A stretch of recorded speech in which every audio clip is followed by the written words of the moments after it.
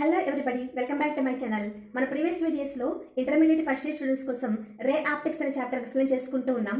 అయితే మన ప్రీవియస్ వీడియోస్లో refraction in glass lab and lateral shift and apparent depth గురించి ఎక్స్ప్లెయిన్ చేసుకున్నాం.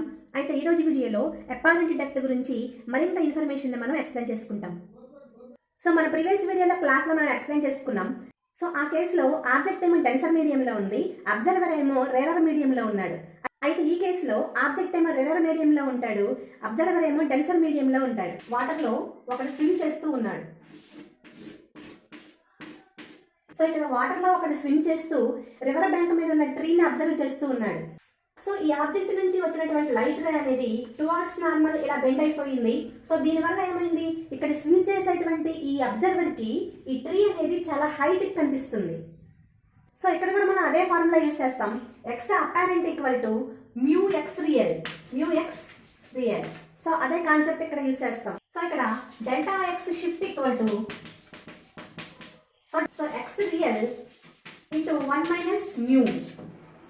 అబ్జర్వర్ అనేవాడు డెన్సర్ మీడియంలో ఉంటేనేమో హైట్ పెరిగినట్టుగా ఉంటుంది, అబ్జర్వర్ అనేవాడు రేరర్ మీడియంలో ఉంటేనేమో హైట్ తగ్గినట్లే కనిపిస్తుంది. ఓకే స్టూడెంట్స్, ఇందులో జరిగేటటువంటి ఇంకొక ఫినామినా ఏంటంటే క్రిటికల్ యాంగిల్. మరి what is critical angle? So ఈ క్రిటికల్ యాంగిల్ ని మనం థీటా సి, ఐసి, ఆర్సి తో మనం రిప్రజెంటేషన్ చేయొచ్చు. సో ఇక్కడ క్రిటికల్ యాంగిల్ ని మనం కన్సిడర్ చేయాలి అంటే ఖచ్చితంగా light ray travels denser medium to rarer medium. ఇక్కడ మనం రేరర్ మీడియం అని తీసుకున్నట్లయితే ఇదేమో డెన్సర్ మీడియం తీసుకుంటాం. సో ఇక్కడ ఒక లైట్ రే అనేది ఇలా ఈ డైరెక్షన్ లో వెళ్ళింది, ఈ డైరెక్షన్ లో వెళ్ళి టువార్డ్స్ నార్మల్ దగ్గర అదేమైంది, రిఫ్రాక్షన్ అయింది, అంటే బెండ్ అయిపోయింది. సో ఎక్కడైతే రిఫ్రాక్షన్ అయిందో అక్కడ 90 డిగ్రీస్ ఫామ్ అవ్వాలి. సో ఇక్కడ 90 డిగ్రీస్ ఫామ్ అయింది చూడండి. ఈ లైన్ అనేది ఇక్కడ బెండ్ అయినప్పుడు ఇక్కడంతా 90 డిగ్రీస్ ఫామ్ అయింది. సో ఈ నార్మల్ కి దీనికి మధ్యలో ఉందండి angle of incidence. So critical angle అవ్వాలి అంటే the refracted ray goes along the separation. Angle of refraction అనేది 90 అవ్వాలి. ఈ ఇన్సిడెంట్ రే అనేది ఎక్కడైతే బెండ్ అవుతుందో ఆ బెండ్ అయిన యాంగిల్ ఎంత అవ్వాలి, 90 డిగ్రీస్ అయితే దాన్ని మనం క్రిటికల్ యాంగిల్ అంటాం. మన ప్రీవియస్ వీడియోస్ లో స్నెల్స్ లా అప్లై చేశాం కదా, సో అదే స్నెల్స్ లా అని ఇక్కడ అప్లై చేస్తాం. Mu D sine IC equal to mu R sine IR.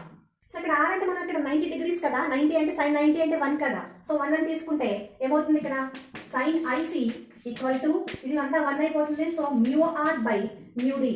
So ఇక్కడ mu relation equal to 1 by sine theta C. So mu relation, so ఇక్కడ mu relation equal to 1 by sine theta C. ఇలాంటి మరిన్ని updates మీకు రావాలి అంటే మా channel subscribe చేయండి, like చేయండి, షేర్ చేయండి. Thanks for watching.